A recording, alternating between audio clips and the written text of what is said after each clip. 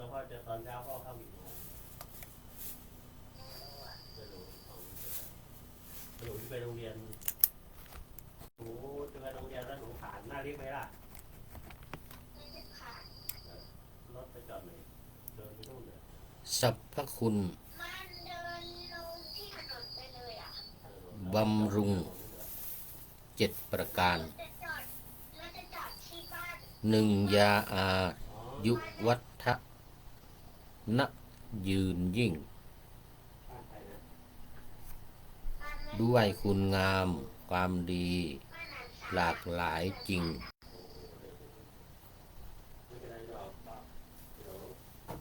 กายอาจร่วงโรยตามจริงของขันกอง ยาธนวัฒนะมั่งคั่งด้วยอริยทรัพย์รวยภายในของจิตใจที่ไม่มีขโมยมาปองแย่งชิงจ้องเอาทรัพย์นี้วิ่งหนีไป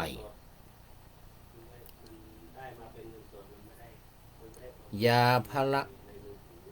วัฒนะเข้มแข็งด้วยกำลังใจไม่ร่วงโรยไม่หวั่นไหวต่อมร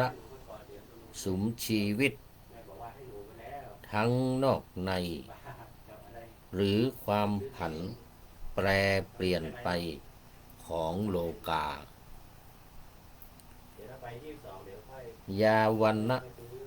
วัฒนะผ่องใส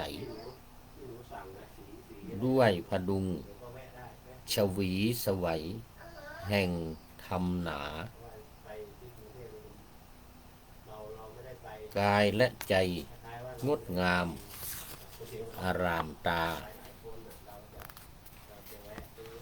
ฉายรังสีแห่งเมตตาสงบเย็นขอถวายความนอบน้อมแด่พระรัตนตรัยมีพระพุทธเจ้าเป็นต้นขอถวายความเคารพพระมหาเถระพระเถรานุเถระ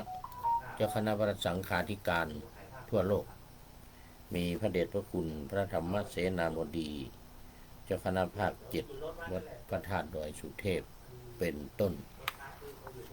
และขออำนวยพรแด่ท่านผู้ฟังท่านผู้ชมสาธุชนพุทธบริษัททั้งหลายวันนี้รายการวันพระชนะมารของวัดพระธาตุดอยสุเทพประจำวันพระทุกวันพระเวลา 9 นาฬิกาถึง 10 นาฬิกาตามปกติก็เป็นรายการที่ท่านพระครูใบดีกาประเสริฐประสันโนเป็นผู้จัดแต่ว่าในช่วงนี้ท่านก็ไปรับงานการต้อนรับแขกที่บนวิหารในช่วงเช้าทุกวันก็เลยไม่มีเวลาในการที่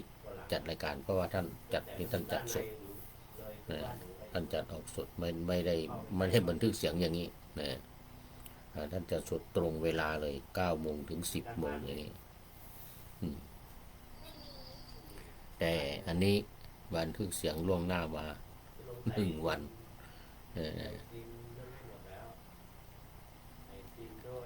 แล้วก็วันนี้ก็เป็นวันสุดท้ายที่อยู่ดูแลสถานีวิทยุตอนนี้ถ้าท่าน หัวหน้าสถานีมาแล้วนี่กำลังคุยกำลังคุยโทรศัพท์อยู่นะ เออก็จัดเรื่อง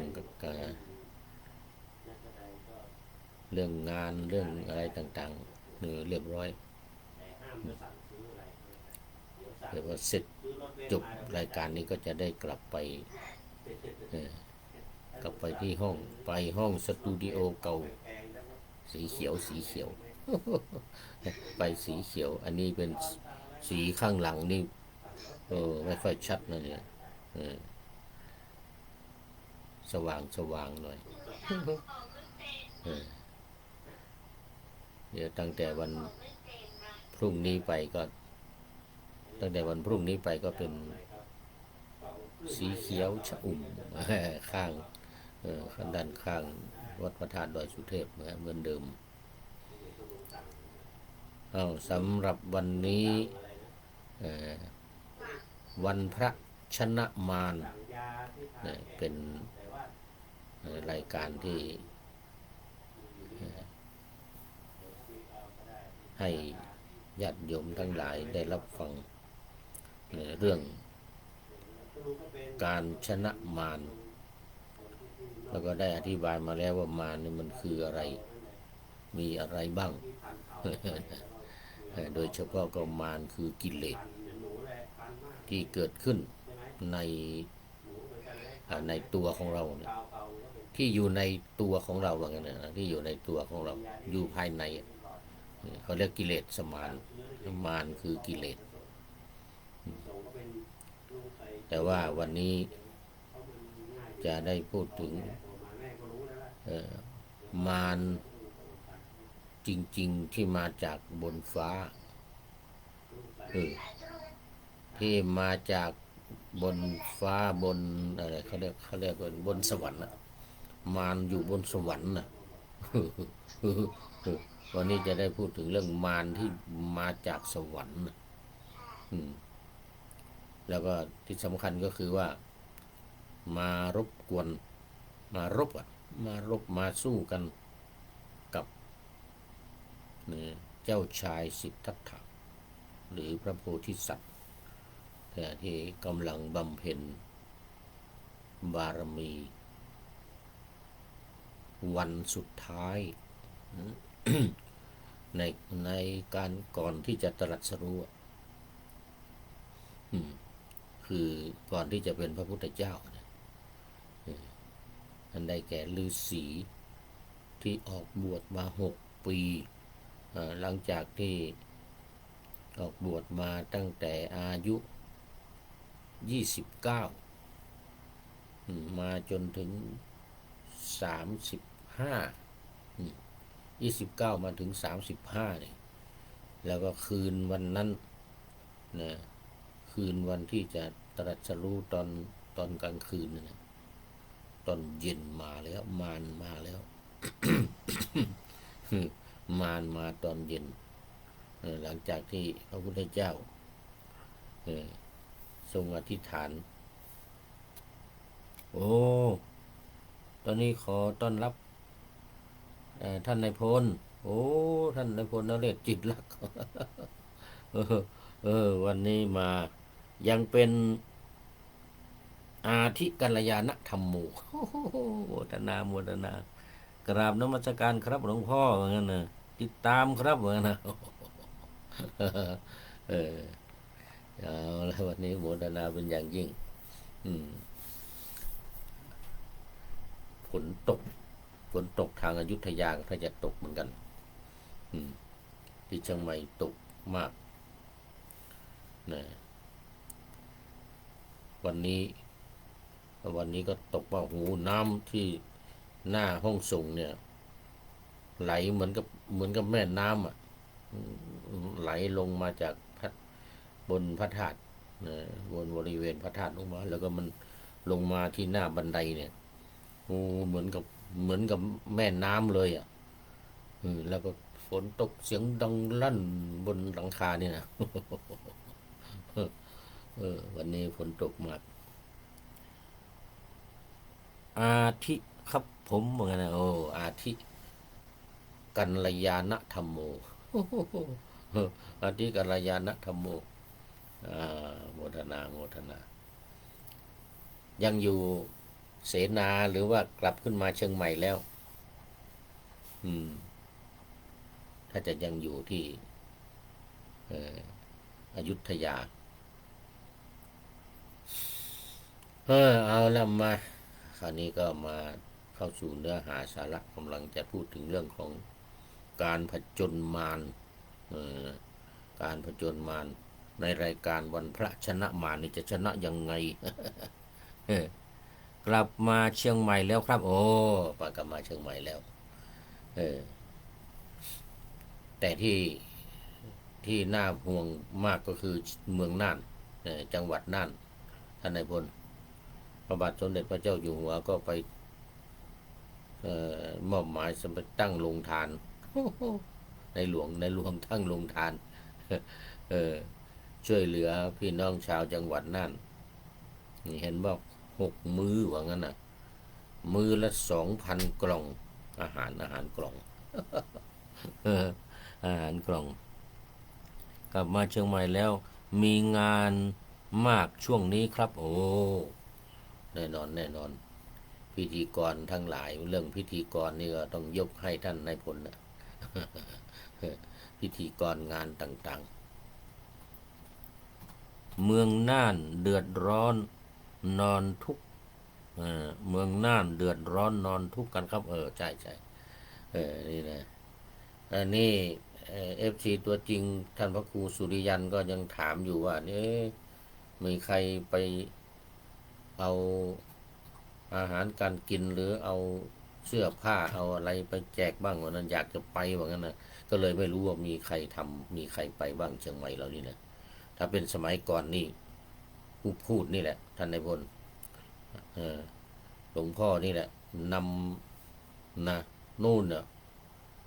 ปีนั้นไปถึงนครสวรรค์ไปถึงลพบุรีนู่นน่ะเสบียงหมดกลับมารับบริจาคอีกไปอีก เอาไปเนี่ยตั้งแต่เชียงใหม่ตั้งแต่ตำบลป่าแดดเนี่ยเป็นต้นไปเนี่ยตำบลป่าแดดเนี่ยไปบ่อยตำบลป่าแดดนี่ไปบ่อย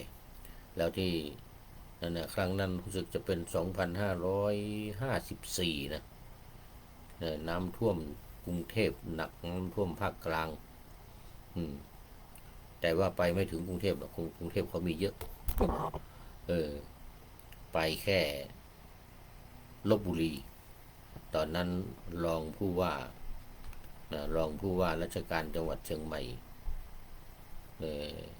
คุณโยมรองนฤมลนะรองนฤมลเป็นคนลพบุรีบ้านเดิมอยู่ลพบุรีแล้วก็มาเป็นรอง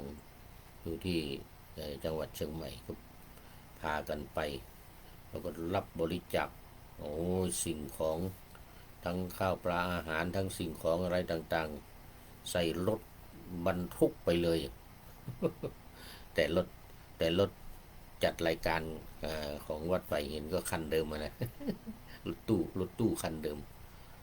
ไปจัดรายการตลอดทางไปจัดถึงลพบุรีนู่นเนี่ยจัดรายการน้ำท่วม จัดรายการออกวิทยุนี่รับบริจาคไปด้วย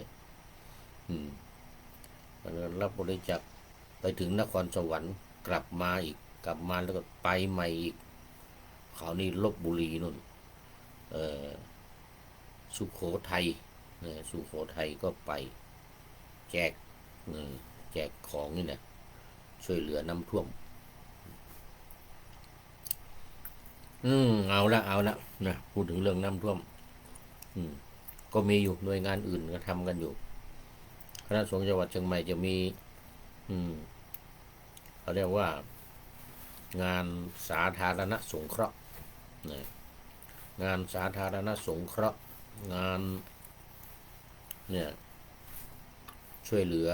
ชาวบ้านญาติโยมและจังหวัดเชียงใหม่ร่วมกับคณะสงฆ์หนเหนือก็มีงบประมาณช่วยเหลือเขาเรียกว่าเงินวัดช่วยวัดวัดช่วยวัด อย่างหลวงพ่อนี่ก็บริจาคทุกปีปีละ8,000 บาทปีละ8,000 บาทคือเขาใช้วิธีหักเอาเงินนิยพัฒน์2 เดือนละ4,000เดือนมกรากับเดือนกุมภาท่านนายพลเดือนมกรากับเดือนกุมภานี่นะเดือนละ4,000เป็น8,000 บาท4,000นี่ช่วยโครงการอบรมบาลีก่อนสอบที่วัดดอยสะพานยูของคณะสงฆ์ภาค7 4,000 บาทแล้วก็คณะสงฆ์หนเหนือ4,000 บาทเหมือนกัน4,000 บาทนับดูแล้วทั้งหมดผ่านมาแล้ว23 ปีเป็นเงิน184,000 บาทโอ้มันนับเมื่อตอนที่อยู่ที่ดอยสะพานยูหักครั้งสุดท้ายเมื่อเดือนมกรากุมภานี่ไม่ถวายนิยพัฒน์เดือนละ4,000 บาท4,000 บาทเป็น8,000ผ่านมาแล้ว23 ปีเป็นเงิน184,000 บาทสุดท้ายปีนี้เป็นปีที่23ปีที่23ก็ได้ทำบุญอยู่เล็กๆน้อยๆนะปีหนึ่งก็8,000 บาทเนี่ยนะก็ไม่ถือตามหลักที่พระพุทธเจ้าตรัสก็อย่าถือว่าเงินน้อยนะท่านนายพล อย่าถือว่าเงินน้อยนะในการทำบุญเนี่ยมันอยู่ที่เจตนาอยู่ที่จิตใจเราตอนนี้ขอต้อนรับคุณโยมจันเพ็ญคำโพธาเชียงใหม่เหมือนกันตำบลแม่เฮียอันนี้ลูกศิษย์ก้นกุฏิอาจารย์มหาวิษณุวัดเจ็ดลินกราบ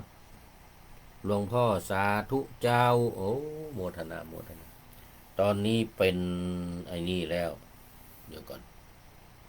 อ๋อยังเกือบจะเป็นเกือบจะเป็นเขาเรียกว่าอะไร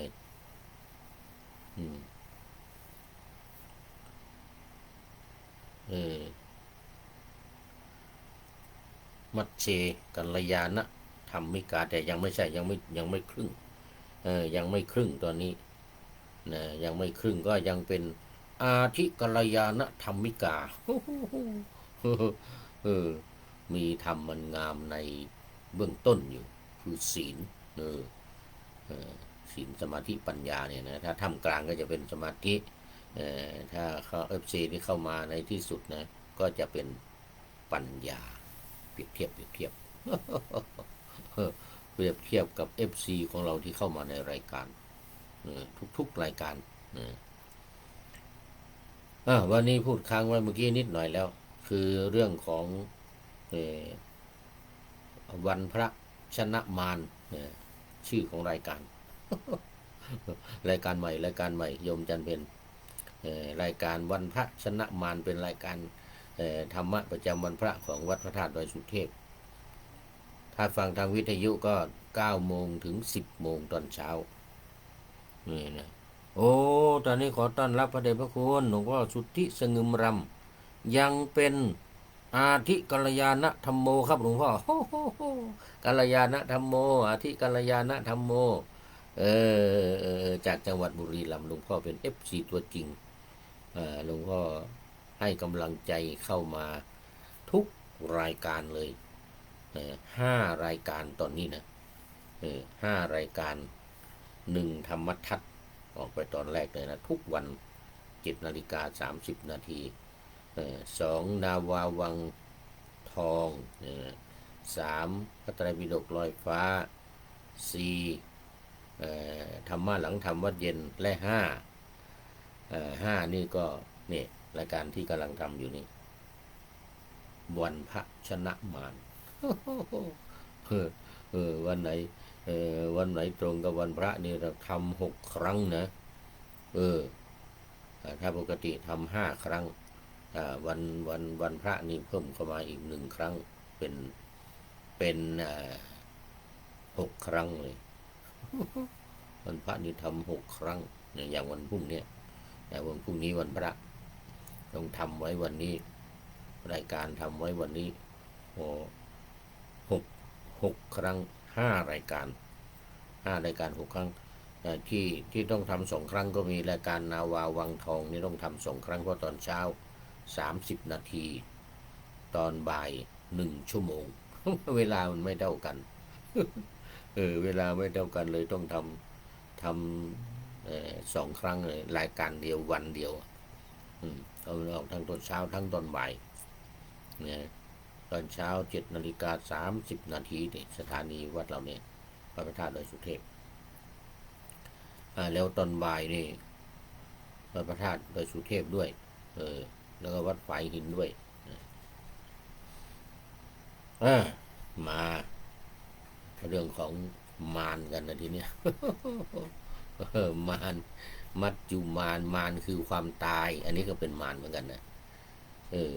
เทวปุตตมารมารคือเทพพบุตร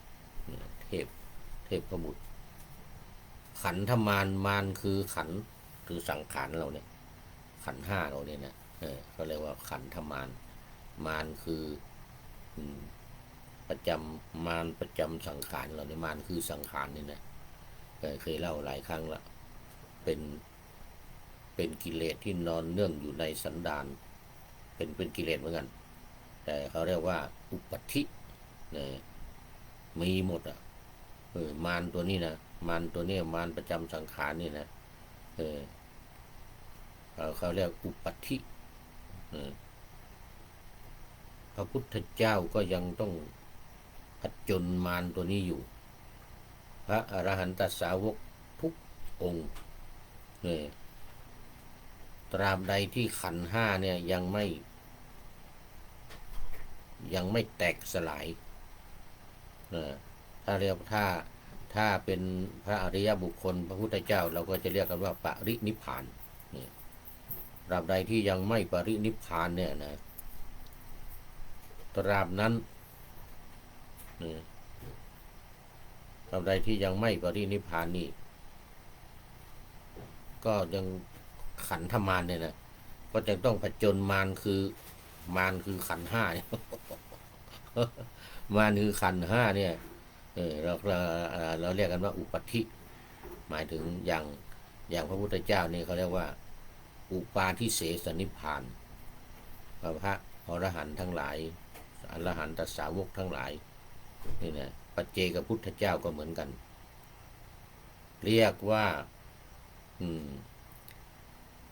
อุปาทิเสสนิพพานคือนิพพานที่ยังมีเบญจขันธ์นี่ยังเหลืออยู่ยังมีอุปธิเหลืออยู่ว่างั้นเนี่ยยังมีอุปธินี่คือความกิเลสที่นอนอยู่ในสันดานนอนอยู่กับตัวเราเนี่ยบางคนไม่รู้ส่วนใหญ่จะไม่รู้จักกิเลสตัวนี้นะ ส่วนใหญ่ไม่รู้เพราะอะไรอย่างหิวข้าวอย่างเงี้ย หิวข้าวเนี่ยจะอยากจะกินข้าวเนี่ยมันก็เป็นกิเลสตัวเล็กๆนะกินเสร็จแล้วก็จะขับถ่ายอีกอะต้องการอยากจะขับถ่ายอีกอะอันนี้มันก็เป็นกิเลสนี่เหมือนกันเขาเรียกอุปธิมันก็เป็นอุปธินี่แหละอยากจะหลับอยากจะนอนนี่นะอย่างพระพุทธเจ้านี่ก็ต้องการอยากจะนอนง่วงเหมือนกันใน24 ชั่วโมงนี่ก็ได้2 ชั่วโมงพุทธเจ้านะ2 ชั่วโมงตี 2 ถึงตี 4 2 ชั่วโมงเท่านั้นพอตี 4ก็ตื่นขึ้นมาแล้วทรงตื่นจากบรรทมขึ้นมาก็เดินจงกรมแล้วพระพุทธเจ้านี่นะ ตรวจดูสัตว์โลกเนี่ยตรวจดูสัตว์โลกว่าใครจะเข้ามาในยานตอนเช้าวันเนี้ยอยู่ใกล้อยู่ไกลที่ไหนก็ต้องไปโปรดต้องไปแสดงธรรมมีหลายที่หลายทางตรงเวลากันก็ฉายแสงไปเอาฉายแสงไปอย่างพระเจ้าพิมพิสารเนี่ยอยู่ในคุกไปจะเข้าไปโปรดในคุกมันไปไม่ได้เข้าคุกไม่ได้พระเจ้าอาชาติศัตรูมาให้เข้า ต้องฉายแสงจากยอดเขาคิชกูฏด้านทิศตะวันออกของกรุงราชคฤห์เนี่ยมียอดเขาคิชกูฏพุทธเจ้ามีคันธกุฎีอยู่บนยอดเขาคิชกูฏพระเจ้าพิมพิสารสร้างถวายให้พระพุทธเจ้าได้ไปอยู่ข้างบนนุ่มความจริงวัดอยู่ที่เวลุวันอยู่ทางด้านทิศตะวันตกเฉียงเหนือออกจากตัวเมืองไปออกจากเมืองราชคฤห์เมืองนี่นะออกจากตัวเมืองไปก็อยู่ข้างนอกเมืองใกล้ตะโพธารามนั่นเขาเรียกว่าวัดเวลุวันวัดที่ถวายพระพุทธเจ้าอยู่ตรงนั้นแต่เพื่อจะให้พระพุทธเจ้าได้สูดอากาศดีๆตอนเช้าเนี่ยไอ้นั่นในเมืองนี่มันอากาศไม่ดีแม้จะเป็นวัดเวลุวันก็ตามนะมีส่วนไม้ไผ่ก็ตามนะอากาศยังไม่ดีสู้บนยอดเขาไม่ได้บนยอดเขาเนี่ยพระเจ้าพิมพิสารก็ไปสร้างกุฏิถวายเขาเรียกว่าคันธกุฎีมูละด้วยมูละคันธกุฎีคือกุฏิหลังแรกในพระพุทธศาสนานี่นะของพระพุทธเจ้าเนี่ยมูละคันธกุฎีสร้างบนยอดเขาคิชกูฏนุ่มมาฉายแสงก็พระเจ้าพิมพิสารถูกจับติดอยู่ในคุกจองจำอยู่ในคุกมืดแต่มันยังมีหน้าต่างไง มีหน้าต่างหันไปทางโน้นพอดีเลยหันไปทางภูเขาคิชกูฏมีหน้าต่างเขาเรียกพระแกรนราชาศัพท์เขาเรียกพระแกรนนะก็เปิดนี่นะเปิดหน้าต่างไปทางพระพุทธเจ้าประทับอยู่ยอดเขาคิชกูฏนู่นดูทางหน้าต่างพุทธองค์ก็ฉายแสงมาฉับพรรณรังสีฉายแสงมาก็เหมือนกับมาประทับอยู่ต่อหน้าพระเจ้าพิมพิสารเลยทีเดียวในคุกกันนะในคุกแสดงธรรมให้ด้วยแสดงอยู่ที่โน่นแต่เสียงมันมาเสียงมากับแสงนะเสียงมากับแสงให้พระเจ้าพิมพิสารได้รับฟังธรรมแล้วพระเจ้าพิมพิสารนี่ก็เข้าฌานเก่งซะด้วยนะเข้าฌานเข้าสมาบัตินี่นะอยู่ยังไงก็ไม่ตาย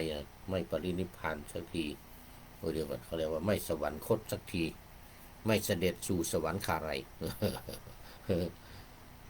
ทำยังไงพระเจ้าเนี่ยลูกชายอาชาติศัตรูอุตส่าห์ตั้งชื่อว่าอาชาติศัตรูนะจะไม่ให้มีศัตรูก็ยังมาเป็นศัตรูกับพระเจ้าพิมพิสารนี่คือได้รับการพยากรณ์จากโหราศาสตร์แล้วไงโหราธิบดีพยากรณ์แล้วว่าคนเนี้ยพระเจ้าอาชาติศัตรูเนี่ยจะฆ่าพ่อเพราะฉะนั้นอย่าเอาไว้ว่างั้นต้องเอาไปฆ่าเอาไปทิ้งแต่ว่าพระมเหสีมารดาของ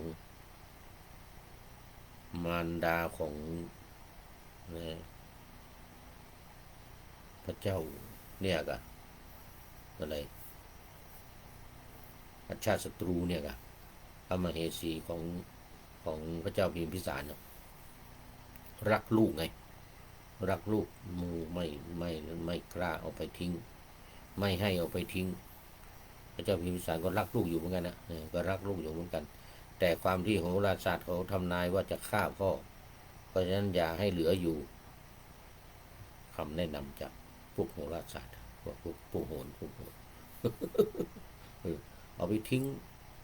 หรือเอาไปฆ่าซะหรือถ้าไม่ฆ่าก็เอาไปทิ้งในป่าเอาไปทิ้งในป่าอย่าให้ใครรู้นะโหราธิบดีประจำเมืองนะแต่ว่าความรักด้วยความรักแม่รักลูกเนี่ยมันสุดที่จะพรรณนาความรักของแม่นี่นะอย่างท่านนายพลว่าเอาภูเขามาทำปากกาเนี่ยนะเอาน้ำในมหาสมุทรมาแทนหมึกเนี่ยนะจารึกคุณของมารดาเนี่ยเอาฟ้าทั้งหมดเนี่ยนะเป็นกระดาษ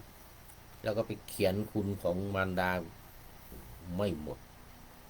เขียนไม่หมดเพราะคุณมีมาก รักลูกไม่ยอมให้เอาไปทิ้งพระเจ้าสุโธทนะก็ตัดสินใจตายก็ยอมตายด้วยความรักลูกตามใจพระมเหสีตามใจแม่ของพระเจ้าอาชาติศัตรูน่ะไม่เอาไปทิ้งตามโหราศาสตร์ตามโหราธิบดีทำนายทายทักไว้เอาจริงๆ จับพระเจ้าพิมพิสารขังคุกเสร็จแล้วก็พระเจ้าพิมพิสารเดินจงกรมถามทหารว่าทำไมไม่ตายสักทีก็ทหารไปรายงานเดินจงกรมอยู่สบายว่างั้นนะไม่มีข้าวกินไม่มีอาหารตอนแรกให้ข้าวกินอยู่แต่ว่าตอนหลังมานี่ไม่ตายก็เลยไม่ให้ข้าวกินไม่ให้ข้าวก็คืออยากจะให้ตายนะจะให้สวรรคตก็ทำยังไงไม่ให้เอาข้าวไปให้กินให้อดข้าวตายพระมเหสีอีกแล้วมาอีกแล้วพระมเหสีเข้าเยี่ยมได้คนอื่นไม่ให้เข้าไปพอเข้าไปในแอบเอาข้าวไปด้วยเอาอาหารไปให้กินมีพระมเหสีแม่ของพระเจ้าอาชาติศัตรูนั่นแหละนะเข้าไปเยี่ยมเอาข้าวนี่นะทาตัวข้าวนี่ต้มให้มันเหนียว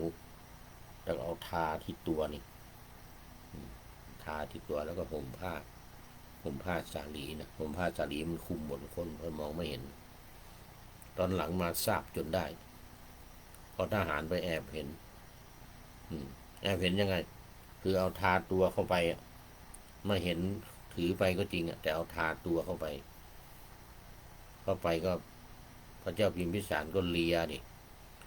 ตามมือตามแขนตามตัวตามเนี่ยที่เป็นน้ำข้าวที่เป็นข้าวติดตัวไว้สุดยอดเลยสุดยอดเลยแม่ของพระเจ้าพิมพิสารแม่ของพระเจ้าอาชาติศัตรูเนี่ยพระมเหสีของพระเจ้าพิมพิสารเนี่ยหลายวันเข้าก็ไม่ตายสักทีถามทหารให้ทหารไปแอบดูข้าวก็ไม่ให้กินแล้วทำไมไม่ตายเนี่ยเป็นว่าเลียข้าวที่ติดตัวของพระมเหสีเนี่ยแล้วก็ทาที่ตัวที่แขนที่หน้าที่ตาอะไรเนี่ยเข้าไปพระเจ้าพิมพิสารก็เลียกินข้าวที่ติดตัวของพระมเหสีตำมือตำอะไรตรงไหนลับๆหน่อยก็ทามากหน่อยหนาๆหน่อย ทามากทาหนาๆหน่อยทหารไปแอบดูเป็นว่าพระเจ้าพิมพิสารนี่ทรงเลียตามพระวรกายของพระมเหสีไปรายงานพระเจ้าอาชาติศัตรูสั่งห้ามพระมารดาไม่ให้เข้าไปอีกไม่ให้เข้าเยี่ยมเลยไม่ให้เข้าเยี่ยมเลยไม่ให้ได้กินข้าวเลยน้ำก็ไม่ให้กินข้าวก็ไม่ให้กินไม่ให้เสวยหรือว่างั้นนะ ข้าวน้ำไม่ให้เสวยดูที่ว่าจะอยู่ได้ยังไงวะนะเอาไปเอามาก็ไม่ตายยังไงเนี่ยไม่ได้กินข้าวแล้วก็ยังไม่ตายเนี่ยเป็นเพราะอะไรให้ทหารไปแอบดูอีกเป็นว่าเข้าฌานทำสมาธิโอ้นี่เป็นโสดาบันนะถ้าพระเจ้าพิมพิสารนี่เป็นโสดาบันนะนี่ก็ทำสมาธินั่งทำสมาธิเข้าฌานนี่โอ้พอฌานเกิดนี่นะการเข้าฌานเข้าสมาบัตินิโรธสมาบัติจนถึงฌานที่9เนี่ยเขาเรียกว่าสัญญาเวทยิตานิโรธคนที่เขาไม่เรียกฌานหรอกเขาไม่เรียกฌานที่9หรอกแต่มันเหมือนก็เป็นการเข้าฌานที่9แต่มันออกจากฌานที่8ละเข้าสัญญาเวทยิตานิโรธคือดับสัญญากับดับเวทนา2อย่างยังเหลือ3อย่างยังเหลือจิตยังเหลือวิญญาณวิญญาณก็คือจิตยังเหลือวิญญาณไม่ดับแล้วก็รูปมันไม่ดับอยู่แล้วรูปไม่ดับสังขารวิญญาณ3อย่างเหลือรูปสังขารวิญญาณในขันธ์5ไม่ดับนะอันที่ดับคือเวทนากับสัญญาเขาเรียกว่าสัญญาเวทยิตานิโรธนะสัญญาเวทยิตานิโรธดับไป2อย่างดับไป2อย่างแล้วไม่ต้องกินอาหารก็อยู่ได้นี่เรื่องมันพระเจ้าพิมพิสารก็อยู่ได้สิไม่ต้องน้ำก็ไม่กินข้าวก็ไม่ต้องกินปรากฏว่าทหารไปแอบดูอีกแล้วไอ้ทหารแอบดูโอ้เข้าฌานเหมือนนะนั่งนิ่งไม่รู้เนื้อรู้ตัวบอกนะ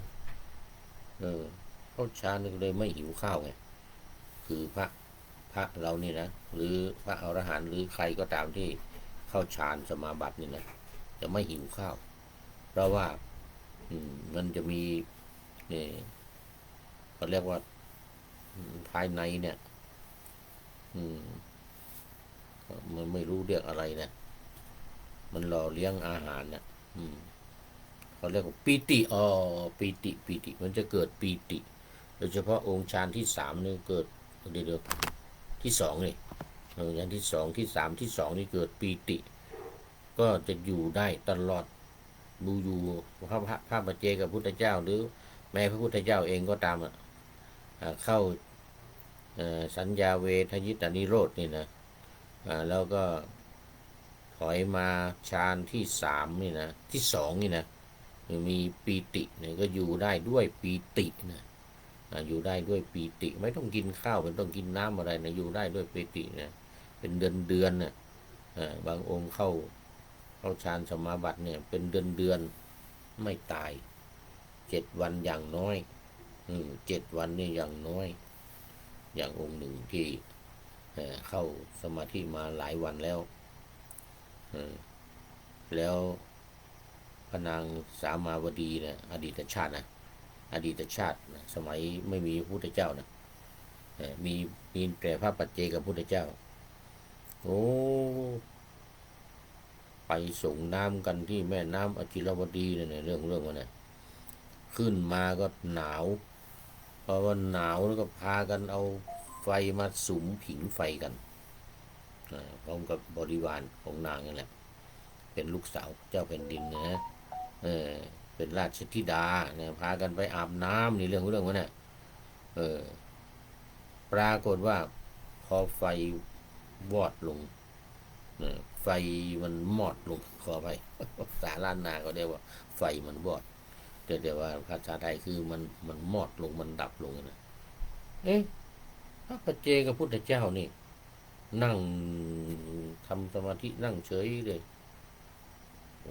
กลัวโทษจะถูกโทษของพระราชาเลยพระราชาจะทำโทษ ก็ไปเผาไปฆ่าไปเผาพระปัจเจกพุทธเจ้าของพระราชานี่พากันเอาฟืนเอาหญ้าเอาคาเอาอะไรต่างๆมัดสุมให้มากกว่าเก่าสูงขึ้นโอ้โหกะว่าให้ตายแน่ไม่เหลือแน่ว่างั้นไม่เหลือแน่ไฟก็โหมลุกไหม้ขนาดหนักปรากฏว่าหลังจากนั้นอีก7 วันไฟหมดไปหมดแล้วนี่พระเจ้าพระเจ้าก็ลุกขึ้นสลัดแม้แต่ความอุ่นยังไม่กระทบเหมือนกันนะร่างกายของพระปัจเจกพุทธเจ้าที่เข้าฌานเนี่ยนะเข้าฌานนั่งทำสมาธินี่นะโอ้ความอุ่นยังไม่มีเลยยังไม่ต้องพูดถึงร้อนไม่ต้องถึงมันจะไหม้นะอุ่นยังไม่อุ่นเลยเหมือนอุ่นยังไม่อุ่นเลยโอ้นี่เพราะฉะนั้นพระปัจเจกพุทธเจ้าอีก7 วันก็หลังจากนั้นอีก7 วันก็ออกจากฌานแล้วก็หนีไปเข้าป่าไปเลยไม่ให้ใครทราบ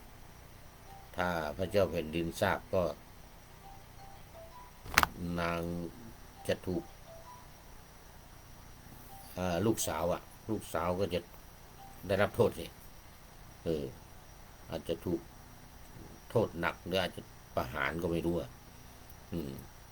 จะโทษหนักหรือถูกประหารก็ยังไม่รู้มันอาจยาของพระราชาเนี่ยนะเพราะพระปัจเจกพุทธเจ้าเนี่ยเป็นพระปัจเจกพุทธเจ้าของพระราชาท่านก็ออกจากฌานออกจากกองไฟนั้นแล้วเนี่ยกองไฟมันมอดหมดแล้วมันเย็นหมดแล้วก็เข้าป่าไปเลยนู่นไปป่าหิมพานต์นู่นที่หนาวนู่นนะไม่ออกมาอีกเลยคนในเมืองก็เลยไม่รู้ว่าที่ท่านถูกเผาเนี่ยไม่รู้ถ้ารู้ก็จะมีการสอบสวนดิพระราชธิดาก็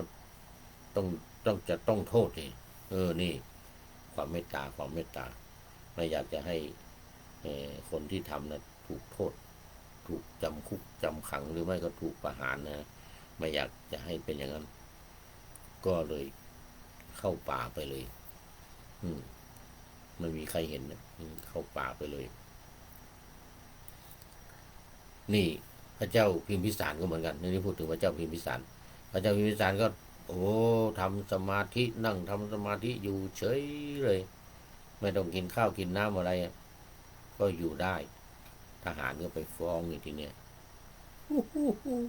ไปฟ้องพระเจ้าพิมพิสารอีกอาชาติศัตรูชาติศัตรูไม่ตายสักทีทำไมเนี่ยยังไม่ตัดจะไปตายยังไงวะทหารไปรายงานนั่งทำสมาธิเข้าฌานเฉยเลยว่างั้นเหรออะไรก็เลยมาบังคับไปทีเนี้ยไม่ให้เข้าฌานสมาบัติไม่ให้ทำสมาธิไม่ให้นั่งทำสมาธิอีกหลายวันก็ยังไม่ตายเนี่ยมาถามดูก็ยังไม่ตายสักทีให้ทหารมาแอบดูอีกปรากฏว่าเดินอีกแล้วไม่ให้นั่งเดินไม่ให้นั่งไม่ให้นอนไม่ให้นั่งทำสมาธิไม่ให้นอนทำสมาธินี่นะเดินอีกแล้วเดินจงกรมเดินทำสมาธิเกิดปีติก็ไม่ต้องหิวข้าวทหารไปแอบดูทีนี้ทหารไปแอบดูอีกแล้วก็ไปเดินอยู่งั้นเลยเดินอยู่ในนั้นเพราะว่าพระเจ้าสุโธทนะเดี๋ยวพิมพิสารเป็นโสดาบันเนาะแล้วก็ไม่ใช่เดินธรรมดาดูหน้ามองหน้าต่างไปทอดพระเนตรไปหาพระพุทธเจ้าก็ฉายสัพพนรังสีมาอันนี้ทหารไม่รู้อันนี้ทหารไม่รู้เพราะว่าพระพุทธเจ้าฉายสัพพนรังสีมาก็ทหารก็ไม่เห็นจะแอบดูยังไงก็ไม่รู้ไม่รู้ว่าพระเจ้าพิมพิสารนี่แอบมองไปที่พระพุทธเจ้าเวลาเดินจงกรม ก็สั่งอีกเอามีดมาเถือใต้เท้าของพระเจ้าพิมพิสารนะเอาเกลือทาคือไม่ให้เดินได้โอ้ทรมานขนาดนักน่าจะปวดเจ็บปวดขนาดนักนะแล่เนื้อเอาเกลือทานี่ไม่ให้เดินไม่ได้เพราะว่ากรีดเท้าหมดอ่ะส้นเท้าเนี่ยส้นเท้าฝ่าเท้านี่กรีดแล้วเอาเกลือทาโอ้เหี้ยมโหดขนาดนักก็เลยเดินจงกรมไม่ได้เดินจงกรมไม่ได้ก็ทุกข์ทรมานด้วยความเจ็บปวดเท้าที่ถูกผ่าแล่เนื้อเถือหนังแล้วเอาเกลือทาเนี่ยนะเขาเรียกแล่เนื้อเอาเกลือทานี่นะ ตายในที่สุดก็สวรรคตนี่อันนี้พระเจ้าพิมพิสารเนี่ยเขาเรียกว่ามารสู้อันนี้พระเจ้าพิมพิสารชนะมามากเหมือนกันชนะมามากชนะตอนแรกๆกันนะยังอยู่ได้หลายเดือนเลยนะแล้วตอนอยู่ได้หลายเดือนนี่ก็ชนะมาแต่มาตอนสุดท้ายนี่เป็นกรรมมันเป็นกรรมเก่าก็เลยไม่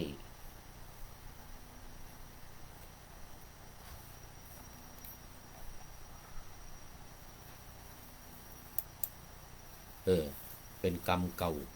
โอ้นึกขึ้นมาได้กรรมของตัวเองในชาติก่อนมันมีอยู่ชาติหนึ่งเป็นคนแสดงละครลิงเอาลิงเต้นลำเปิดเพลงแต่แน่ให้ลิงเต้นได้เงินถ้าลิงไม่เต้นคนไม่มาดูก็ไม่ได้เงินไงคนมาดูก็โยนเงินให้ไงเขาชอบใจลิงเต้นลำเดี๋ยวนี้ AI มันทำลิงพูดเหมือนกับคนเลยนะใน YouTube ในเฟซในบุ๊กเลยนะโอ้เหมือนกับจริงเนี่ย AI เดี๋ยวนี้มันทำได้หลายอย่างนะAI เนี่ยทำโอ้ทีนี้สมัยนั้นมันไม่มีAI พระเจ้าพิมพิสารก็มานึกถึงกรรมเก่าที่ตัวเองได้เคยทำในชาติก่อนนู้นก็ไม่ใช่ธรรมดานะเข้าฌานเข้าสมาธิแล้วลึกฌานได้เหมือนกันนะโอ้ได้เอาลิงไปแสดงเนี่ยทีนี้มันเหนื่อยไงลิงมันเหนื่อยมันไม่อยากเต้นเนี่ยก็ทำยังไงเอามีดกรีดเท้าลิงกรีดเท้าลิงแล้วก็เอาเกลือทาลิงมันปวดมันเจ็บมันก็เต้นมันก็เต้นเหมือนกับเต้นลำเหมือนกับเต้นลำเลยนี่นะเหมือนกับลิงเต้นลำคนจริงมันเจ็บเท้ามันจริงมันเจ็บเท้ามันเนี่ยทรมานลิงนี่นะรู้สึกว่าลิงตายด้วยนะลิงจนลิงตายแสดงไม่ได้ก็ตายด้วยความเจ็บปวดเท้าที่ถูกมีดกรีดแล้วก็เอาเกลือทาเนี่ยโอ้หาเรื่องตัวเองต้องถูกกรีดเท้าแล้วพระบาทถูกกรีดพระบาทพระเจ้าพิมพิสารเนี่ยแล้วเอาเกลือทาเอาเกลือทาจนตายยอมตายพระพุทธเจ้าก็มาช่วยไม่ได้ฉายรังสีมาก็ฉายไม่ได้เพราะว่ามันเป็นกรรมเก่ากรรมของพระเจ้าสุโธทนะพระเจ้าพิมพิสารเนี่ยเหมือนพระโมคคัลลานะไงโม อ้มีฤทธิ์เก่งขนาดไหนอ่ะโจรมาก็หนีไปได้3 ครั้งอ่ะครั้งที่4ก็โอ้เป็นกรรมเคยได้ฆ่าแม่ไงแม่ของตัวเองแม่กับพ่อได้ลวงไปฆ่าในป่ากรรมนั้นมาก็โจรมาฆ่าตายเลยทุกจนละเอียดแต่อาศัยว่ามีฤทธิ์พอโจรไปหมดแล้วก็ประสานร่างกายที่กระดูกเหลือแต่เม็ดข้าวสารนี่นะ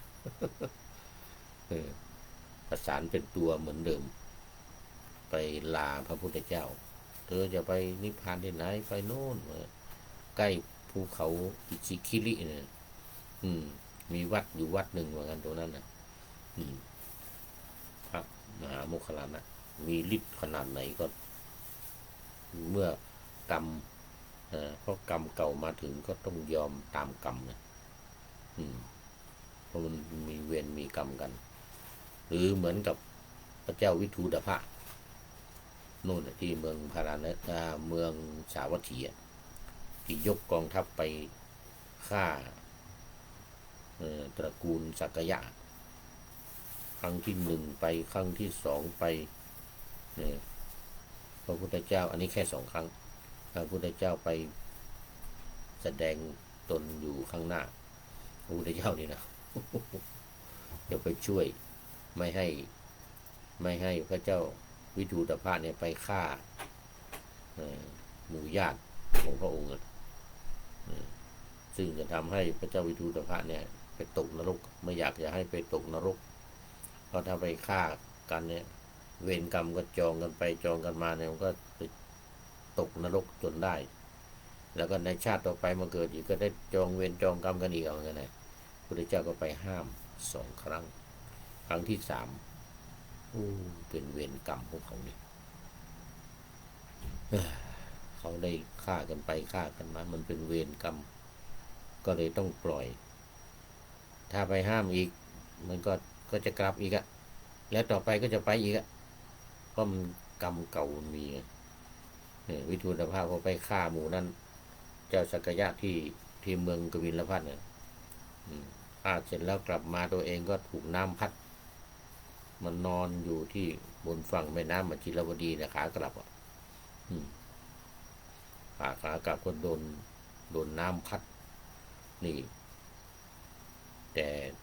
นักวิเคราะห์บางคนรู้สึกจะเป็นอาจารย์เสถียรพงษ์วรรณปุกเรานี่นะ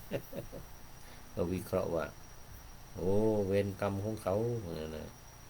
เวรกรรมที่ไปฆ่าแล้วหมู่ที่เหลือเนี่ยปล่อยน้ำมาเหมือนกันนะฝนตกก็จริงอะแต่ลำพังฝนตกคงจะไม่ขนาดนั้นเลยแต่ก็ไม่อาจจะเป็นไปได้นะเพราะมันเวรกรรมเขามีเขาทำกรรมทำเวรทำกรรมกันไว้เหมือนที่จังหวัดน่านที่น้ำท่วมอยู่ตอนนี้เนี่ยทีนี้พระเจ้าวิทูตภะขากลับมายังไม่ถึงเมืองสาวัตถีนะอยู่นอกเมืองที่แม่น้ำมัจจิรวดีดูสินะในจะเข้าในเมืองเข้าถึงเมืองอยู่แล้วแต่เมืองไม่ถึงพระราชวังโดนน้ำพัดไปกับน้ำตายหมดหมู่ที่ทำเวรทำกรรมมาด้วยกันเลยนะหมู่ที่ไม่ทำเวรไม่ทำกรรมมาด้วยกันก็ย้ายขึ้นไปนอนบนที่สูงหมู่ที่นอนอยู่บนที่สูงที่มีเวรมีกรรมต่อกันนะก็ย้ายมานอนกับพระเจ้าวิทูตภะข้างล่างที่บนเกาะ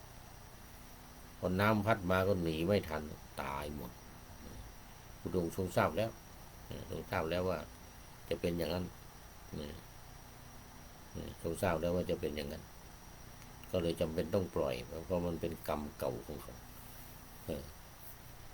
เพราะฉะนั้นไอการที่จะชนะมารเนี่ยนะไอมารตัวนี้ชนะยากนะมารคือความตายเขาเรียกมัจจุมารมัจจุมารคือความตายอยู่หนีได้ยากนะชนะได้ยากนะแม้พุทธองค์เองก็ยังไม่ชนะนะไม่ชนะมารตัวนี้มารคือความตายเนี่ยแต่ว่าความจริงจะเล่าในตอนที่ชนะมาร ชนะตอนที่ก่อนจะตรัสรู้ในชนะอยู่ก่อนที่จะตรัสรู้ก็มีชนะหมู่มารมาผจญจะมาแย่งเอาบัลลังก์เอาที่นั่งของพระพุทธเจ้าที่นั่งประทับนั่งตรัสรู้เนี่ยนะความจริงไอ้เรื่องที่นั่งนั้นไม่มีอะไรมากหรอกแค่หญ้าคา8 กรัม มารไม่ได้สนใจเรื่องหญ้าคา8 กรัมหรอกที่สำคัญคือมารมีความคิดว่าพระพุทธเจ้าจะตรัสรู้เสร็จแล้วก็จะพาจะเทศจะสอนให้คนทั้งหลายเนี่ยตรัสรู้ไปหมดไม่มีใครมาเป็นบริวารมาเป็นมารอยู่กับตัวเองแต่อยู่บนสวรรค์ชั้นที่6นู่นนะเท้าปรนิมมิตวัสวัสดีเนี่ยนะวัสวัสดีเนี่ยนะอยู่สวรรค์ชั้นที่6นู่นเป็นมารแล้วพระพุทธองค์ก็ทรงทราบมารพวกเนี้ยโดยเฉพาะหัวหน้าพญามารที่อยู่บนสวรรค์ชั้นที่6ตอนนี้ก็ตามก็จะอันนี้เหมือนกันเขาเรียกว่าตรัสรู้เป็นพระปัจเจกพุทธเจ้านี่นะมารดูนี่นะแล้วพอพระพุทธเจ้านี่ไม่มีก่อนมันเขามีเวรมีกรรมต่อกันมาพระพุทธเจ้านี่ปรินิพพานไปแล้วในช่วงที่ไม่มีพระพุทธเจ้าเกิดเหมือนพระเทวทัตพระเทวทัตก็จะได้กลับมาเกิดแล้วเป็นพระปัจเจกพุทธเจ้าเพราะมารพวกนี้มันบำเพ็ญบารมีมามากแล้วบารมีมันเยอะบารมีที่สร้างจงมาคือคุณงามความดีที่สร้างมาสมัยเป็นอยู่มนุษย์แต่ว่าเพราะเวรกรรมอีกเหมือนกันที่ได้ขึ้นไปเป็นมารเนี่ยนะใช้กรรมอยู่ใช้กรรมเก่าจึงต้องไปเป็นมารอยู่ในสวรรค์ชั้นปรนิมมิตวัสวัสดีคนที่อยู่ในสวรรค์ชั้นนี้เนี่ยเป็นพวกมารดังนั้นการพูดถึงเรื่องชนะมารเนี่ยก็มันก็ชนะได้เป็นบางครั้งเป็นบางอย่างนะบางครั้งบางอย่างรอดมาหลายพระพุทธเจ้าก็รอดมาชนะมาก่อนที่จะตรัสรู้เนี่ยก็มารมาผจญกองทัพมารมาก็ด้วยอธิษฐานจิตด้วยบารมีที่ได้สร้างมาก็แม่นางธรณีก็มาช่วยบีบมวยผมมาเป็นพยานว่าได้กรวดน้ำทำบุญมีสมัยเป็นพระเจ้าเวสสันดรเป็นต้นนะให้หมดทุกอย่างทั้งลูกทั้งเมียให้หมดนะสร้างบารมีบำเพ็ญบารมีจึงชนะมารได้พระเทวทัตปล่อยช้างให้มาก็พระเจ้าก็ชนะยกมืออย่างนี้ ยกมืออย่างนี้ช้างหมอบลงเลยแผ่เมตตาโดยเมตตาดูไปดูมาหมดเวลา วันนี้เนี่ยเดี๋ยวต้องเผื่อเวลาหน่อยเพราะว่ามันมีผูกขัดเดี๋ยวให้แอดมินไปตัด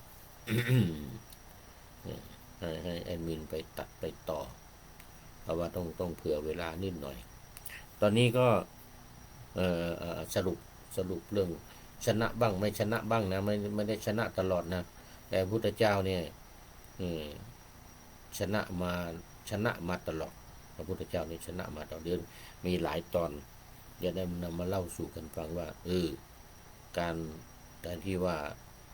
จะชนะมารได้เนี่ยมันมีมารหลายประเภทมารบางอย่างชนะมันไม่ได้อย่างมัจจุมารเนี่ยมารคือความตายเนี่ยใครจะไปชนะไม่มีทางไม่มีทางที่จะชนะมันได้ แต่ชนะได้โดยการไม่มาเกิดจึงจะไม่ตาย นี่พุทธเจ้าก็หาวิธีพระอรหันต์ทั้งหลายไม่ตายทำยังไงอ่ะถ้ามาเกิดเรามีขันธ์ห้านี่นะมีขันธ์ห้ามีอุปัฏฐินี่นะ ไม่รอดต้องตาย ถ้าไม่ตายก็ไม่เอ่อไปไม่ได้ไงยังอยู่ไงวิญญาณยังอยู่กับอุปัฏฐินี่ไงอุปัฏฐิไม่แตกสลายนี่ไม่ได้ไปปรินิพพานไม่ได้ปรินิพพานวันนิพพานโดยรอบเนี่ยทั้งอุปัฏฐิก็หมดด้วยหลังสังขารร่างกายนี่ก็หมดด้วยแล้วก็ไอ้กิเลสทั้งหลายก็หมดไปด้วยเนี่ยเขาเรียกว่าเหลือแต่อุปัฏฐิก็หมดไปอีกคือขันธ์ห้าเนี่ยขันธ์ทั้งตัวเนี่ยสลายไปเนี่ยดินไปสู่ดินน้ำไปสู่น้ำลมไปสู่ลมไฟไปสู่ไฟเนี่ยนะไม่เหลืออะไรเลยสำหรับวิญญาณก็ไม่มาเกิดอีกแล้วเพราะว่าหมดเชื้อที่จะมาเกิดแล้วหมดกิเลสหมดตัณหาอะไรต่างๆหมดไม่มีที่จะกลับมาเกิดเป็นมนุษย์อีกเป็นคนอีก ไม่มีอันนี้เรียกว่าจะชนะความตายชนะมัจจุมานเนี่ยชนะไม่ได้แต่หลีกเลี่ยงได้ไม่ให้มาเกิดเมื่อไม่เกิดก็ไม่ตาย เอาละตอนนี้เนี่ยไว้แค่นี้ก่อนยังมีเรื่องอีกเยอะเรื่องของมารนี่นะ เดี๋ยวกันครั้งต่อไปจะได้นำมาพูดอีกพระเดชพระคุณหลวงพ่อสุทธิสงึมรำก็เป็นท่านสุดท้ายเลยเข้าสู่เส้นชัยของรายการในวันนี้นะโอ้กราบขอบพระคุณและโมทนากับหลวงพ่อเป็นอย่างยิ่งเป็นปริโยสานะกัลยาณธรรมโมเป็นผู้มีธรรมอันงามในที่สุดคือปัญญาแล้วทีนี้ก็มาดูข้อคิดท้ายรายการวันนี้หน่อยข้อคิดท้ายรายการวันนี้นี่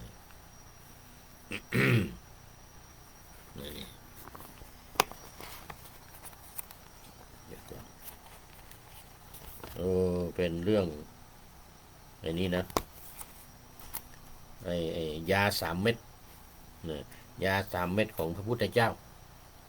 เม็ดที่1คืออะไรศีลเม็ดที่2สมาธิเม็ดที่3ปัญญายา3 เม็ดคือศีลสมาธิและปัญญา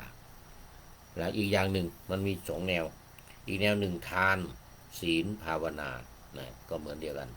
ก็เป็นยา3 เม็ดเหมือนกันเม็ด1คือการให้ทานเม็ดที่2รักษาศีลเม็ดที่3เจริญภาวนาก็เข้าสู่นิพพานเหมือนกันแล้วก็สายศีลสมาธิปัญญาก็เข้านิพพานเหมือนกันเข้าปรินิพพานได้เหมือนกันทั้งนิพพานทั้งปรินิพพานศีลสมาธิปัญญาสายนี้ก็เข้าปรินิพพานได้เหมือนกันเพราะฉะนั้นว่าไปแล้วทั้ง3ละทั้ง3 เม็ดทั้งทานทั้งศีลทั้งภาวนาทั้งศีลทั้งสมาธิทั้งปัญญาว่าไปหมดเลยตอนนี้เป็นอานิสงส์ของมันอานิสงส์ทั้งหมดมันมีอยู่8 ข้อตอนนี้ว่าไปแล้ว1 ข้อวันนี้เหลือข้อที่2ที่3ที่4เนี่ยที่ว่ามาข้อที่1เนี่ยนะว่าย้อนหลังมาหน่อยข้อที่1ตั้งแต่สรรพคุณเนี่ยนะสรรพคุณบำรุง7 ประการ1ยาอายุวัฒนะยืนยิ่งด้วยคุณงามความดีหลากหลายจริงกายอาจร่วงโรยตามจริงหลากหลายสิ่งนะเมื่อกี้นะมันจะจำธรรมะหลากหลายสิ่งกายอาจร่วงโรยตามจริงของขันธ์กองเนี่ยขันธ์ก็คือขันธ์5เนี่ยขันธ์5ขันธ์กองก็คือกองแห่งขันธ์ต่อไปเป็นข้อ2อันนี้เมื่อกี้ข้อ1อายุวัฒนะข้อ2ยาธนวัฒนะมั่งคั่งด้วยอริยทรัพย์รวยภายในของจิตใจที่ไม่มีขโมยมาปองแย่งชิงจ้องเอาทรัพย์นี้วิ่งหนีไปข้อที่2นี้ ทรัพย์คือปัญญาทรัพย์คือธรรมธรรมทรัพย์ปัญญาทรัพย์ทรัพย์ภายในคืออริยทรัพย์อริยทรัพย์ภายในต่อไปข้อที่ 3ยาพละวัฒนะเข้มแข็งด้วยกำลังใจไม่ร่วงโรยไม่หวั่นไหวต่อมรสุมชีวิตทั้งนอกในหรือความผันแปรเปลี่ยนไปของโลกาอันนี้ส่งข้อที่ 3นี่คือเป็นยาพละเริ่มตั้งแต่อายุมาแล้วก็วันนะแล้วก็พละธนะก่อนธนะที่ว่าอริยทรัพย์นะอันที่ 3นี่เป็นพละกำลังยาพละวัฒนะเข้มแข็งด้วยกำลังใจไม่ร่วงโรยไม่หวั่นไหวต่อมรสุมชีวิตทั้งนอกในหรือความผันแปรเปลี่ยนไปของโลกาต่อไปเป็นข้อ 4นี้ก็คือยาวันนะวัฒนะผ่องใสด้วยพดุงชวีสวัยแห่งธรรมหนากายและใจงดงามช่ำอุรางดงามช่ำอุราฉายรังสีแห่งเมตตาสงบเย็นต้องขอโมทนาขอบคุณท่านนายพลนเรศกิจลักษณ์ที่ให้ข้อคิดท้ายรายการเรื่องยา3 เม็ดเรื่องยา3 เม็ดไว้ท้ายรายการในวันนี้ขอนำพระไตรปิฎกลอยฟ้าไปจากผู้ฟังทั้งหลายในโลกล่าวันต่อไปจะได้จรย้อนกลับมาสู่สถานีใหม่ให้ท่านฟังอย่าลืมเปิดวิทยุหรือเครื่องรับโทรศัพท์โมบายคอมพิวเตอร์ผัง YouTube เฟซเพจไลน์ให้ดังๆเพื่อชมฟังรายการวันต่อไปขอทุกท่านมีความสุขทุกคืนวันนำธรรมะประกอบการงานทั้งหลายเช่นขยันทำงานทางวาจากายใจขวนขวายกิจการงานนานาบำเพ็ญสาธารณประโยชน์เว้นสิ่งที่มีโทษโหดเยี่ยงสาประกอบแต่กรรมดีมีราคา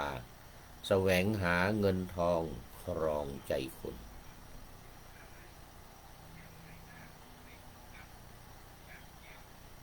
เสียสละพลทรัพย์นับมากน้อยไม่ให้ล้านก็ให้ร้อยไม่ด้อยผลเอื้อคนรวยช่วยคนยากฝากคนจนให้ทุกคนเท่ากันมากตรฐานเดียวขอเจริญพร